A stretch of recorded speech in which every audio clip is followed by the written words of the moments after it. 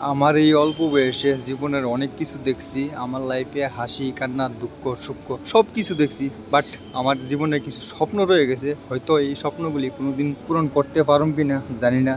যদি করতে পারতাম আমার জীবনটা সার্থক হইত। এই বয়সে এমন একটা পরিস্থিতির শিকার হয়েছি, জানি না ভগবানে আমার কি পরীক্ষা দিতেছে নাকি কোনো ভুলের সাজা পাইতেছি। না পারতাছি মনিকারে একটু সুখে রাখতে, না পারতেছি ফুলাফানের মুখে একটু হাসি দিতে, না পারতাছি পরিবারের লেগে কিছু করতে। ভগবান কেমন একটা প্যারাশনের মধ্যে আমার ফেলাইছে। অনেক স্বপ্ন আসলো আমার মনে, আমার তিনটার সন্তানরে আমি জীবনে যেই সুখটা না করতে পারছি তাদের অন্তত এই সুখটা দেওয়ার চেষ্টা করুন। স্বপ্ন আসলে স্বপ্নইও, স্বপ্ন বাস্তবে পূরণ হইতে বিশাল ব্যাপার। একটা সময় পয়সার অভাবে আমার মাঝপথে পড়াশোনা ছাড়তে হয়েছে।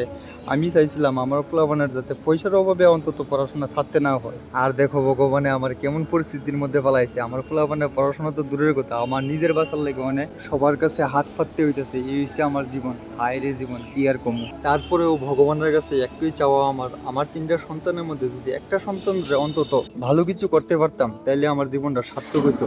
সত্যি কথা কইতে মনের মধ্যে এইটুকু আশা নিয়ে মরণবেদী ক্যান্সারের লগে লড়াই করতেছি হাসি মুখে। শুধু এইটুকু মনের মধ্যে বিশ্বাস রেখা হয়তো একদিন এই সমস্যা থেকে আমি বাইরে যেতে পারুম, আমার পরিবারের পাশে দাঁড়াইতে পারুম, আমার পোলাপানের জন্য কিছু একটা করতে পারুম। জানি না এই স্বপ্ন কোনোদিন সত্যি হইব কিনা, নাকি স্বপ্নই থেকে দেবে। তোমরা সবাই আমার যথেষ্ট সহযোগিতা করতাছো, মানে বলার বাইরে আমি কি কমু। তোমরা সহযোগিতার উপরে আমি আসি। তোমরা সবার কাছে আমার একটি অনুরোধ, আমার লেখা একটু ভগবানের কাছে প্রার্থনা করো যাতে করে একটা স্বপ্ন হলে আমি পূরণ করতে পারি, তাইলে আমার জীবনটা সার্থক হইব।